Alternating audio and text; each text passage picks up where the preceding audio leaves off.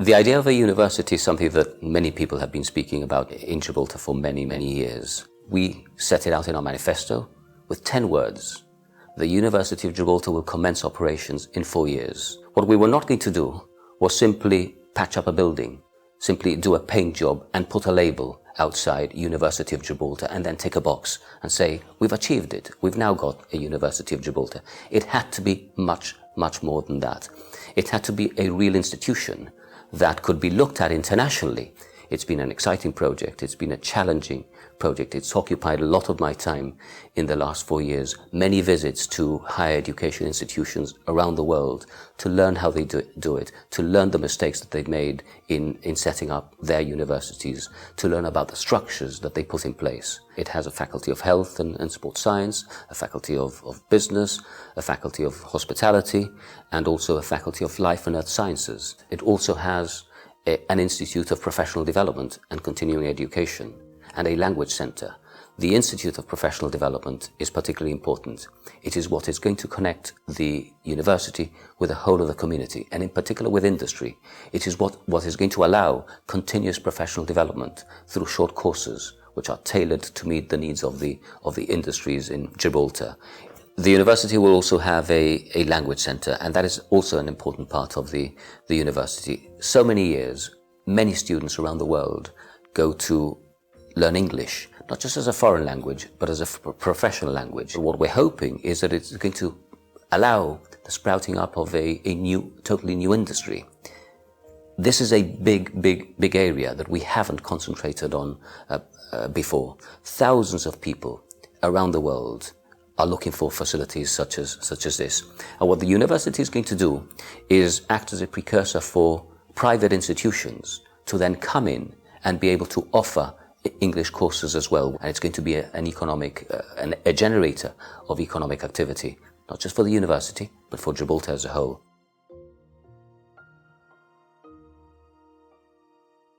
What we don't want to do is to detract those who want to go abroad and study. It was the Gslp that introduced the mandatory scholarships for everyone that has a place in university. That happened in 1988. We went even further. In 2011, we expanded that scheme to anybody that wanted to do postgraduate studies. So we don't want to detract from that, because that, I think, enriches the lives of the students, the knowledge of the students is very good for Gibraltar.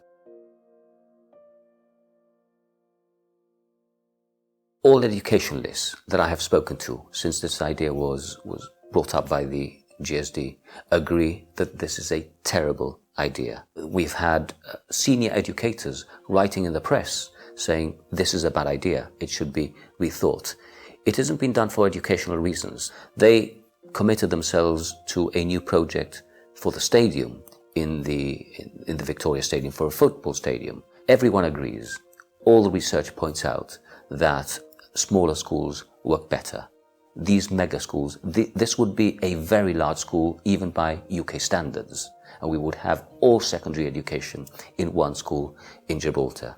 It is really very bad from an educational point of view, but it's much worse than that, because the Gibraltar Teachers Association have come out with a public statement saying that they have not been consulted on this idea of the mega school, and they have gone further. They have said that they disagree with the principle of the mega school. It is really quite extraordinary that they have done so without consulting with the people that will be most closely affected in terms of the work environment, the teachers, who know about these things, who know about the educational values of large schools versus small groups. This isn't just a mega school, it's a mega disaster. For us, looking at what the stakeholders think in education, what the teachers think, what the parents think, what the representatives of the teachers think is of absolutely paramount importance. And that is why we decided to formally structure that arrangement through a social partnership agreement with the Gibraltar Teachers Association. We've got that partnership with them. It's working well. It's going to have to continue to work well for the next 4 years because of the ambitious programs that we have in place. There had been what we believe was 15 years of underinvestment by the GSD. There had been, in effect, no new school created over those 15 years. And therefore we did a number of extensions to schools. Notre Dame benefited from 6 extra classrooms, St. Martin's benefited from extra facilities through an extension, and St. Joseph's first and middle schools also an extension with additional facilities. But we felt we needed to do much more. We had a commitment in 2011 to relocate Sacred Heart School. We felt that building was in need not just of refurbishment, but we needed to put the school somewhere else and create modern facilities for that school. And one of the first things I did as Minister for Education in January 2012 was to look around all the schools, was to visit all the schools, was to talk to head teachers and teachers. And I felt that in all consciousness, we couldn't relocate Sacred Heart and leave St. Bernard's where it was. And therefore we started looking for a location where we could put those 2 schools, which are part of the upper town and the town area generally, and services this central area of Gibraltar. I think we've done an awful lot in terms of infrastructure. There's more to come. Our manifesto for the next 4 years sets out a number of very important capital projects. For example, St. Martin's, we feel needs to be relocated, needs to be enhanced, needs to have new facilities. There are an increasing number of children with disabilities that need to be in St. Martin's. We do have a policy of inclusion, so where we can, children with disabilities go to mainstream education or learning support facilities within other mainstream schools, but clearly there is a need for a specialist unit like specialist school like St. Martin's. And there are other schools that need also to be rebuilt. The Governor's Meadow is going to be relocated and rebuilt.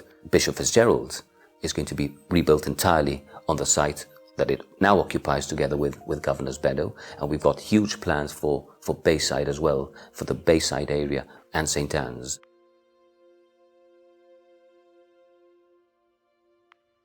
One of the endemic problems that we have been facing, that teachers had been facing, is this idea of permanent supply teachers, where year in, year out, teachers were kept on a supply basis without being given permanent contracts, even though those teachers were needed every year, and yet the teachers were not employed. Anybody that is needed or engaged for more than 3 months now gets the benefit of a temporary contract with full employment rights and with full contributions to their pensions. That never existed before. It wasn't just teachers that we need to look at in terms of human resources. We needed to look at the support that was provided to children with special educational needs, and that is provided by learning support assistants.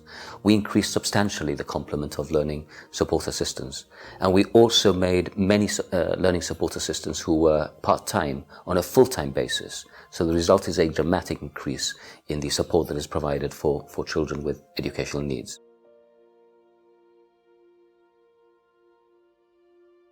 We believe we can be judged on our track record, and that when people compare that track record to what had been going on previously, people will be very confident and very assured that Gibraltar is in very, very good hands. 4 years is a short time for a political program. We've done incredible things. We've done great things. We've done flagship projects. We've changed legislation. We've made real difference to real people. What we set out in this manifesto is certainly affordable, is certainly achievable, and people can trust us to deliver.